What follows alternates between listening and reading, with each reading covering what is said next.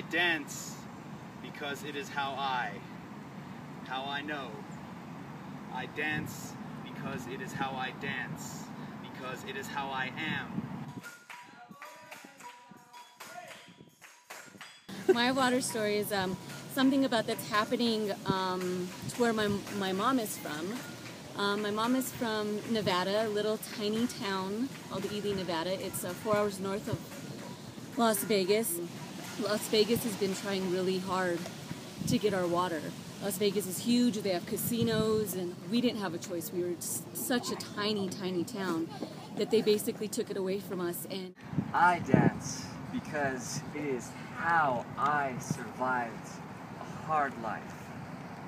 A gift from my right ancestors behind. Unconscious eyes, beyond space, beyond time. Sage, smoke, the body, the soul, the mind. Purify. Good spirits arrive and purify. My senses alive. I am alive. I've recently had an experience with water that is much more positive, and it helps me like experience just the majesty that this element brings. You know, it's like a tiny drop can like mean a little, but like when it's in a mass, it's so powerful. It could overpower you in a second. But I've taken to jumping off of high stuff into water. It's really exhilarating and terrifying and refreshing. I finish a jump and I feel the most clean, the most refreshed, the most, I don't know, pure that I've felt in a long time.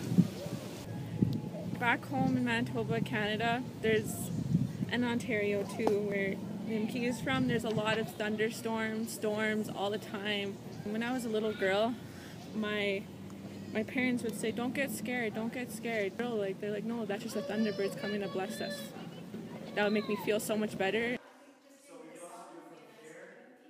In Phoenix, the tap water is, you know, every city, you have to have like a city and state regulation to show that it's like drinkable, because you're legally supposed to be able to drink your tap water. And because some people can't afford like drinking water, or, you know, the luxury of the bottled water, like, and they shouldn't have to. You should be able to drink out of your tap, because we're tapping into all these other resources that we don't have to, because we don't limit our water intake and it's not sacred to everyone. So in Phoenix, the tap water is highly contaminated, and a lot of people drink it, and especially homeless people. And there's like an average of, I don't even know what it is, but it's hundreds of homeless people that die every summer in Phoenix, because not only because they live outside and it's hot, but because they drink the tap water.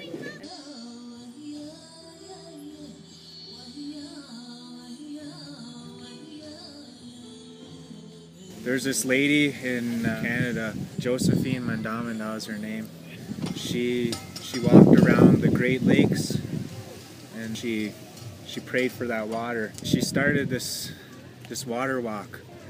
So my mother, her and my great auntie, they heard about that, so they wanted to start that in our community. So we did this water walk, this ceremony. Halfway through the first day, it started just pouring on us like crazy, like just heavy rain. And so, like, you know, there's just this group of people just walking on the road. And like the second day, we started it started snowing, and eventually it hailed some too. So we experienced all those types of rainfall, and we did a whole 109 kilometers.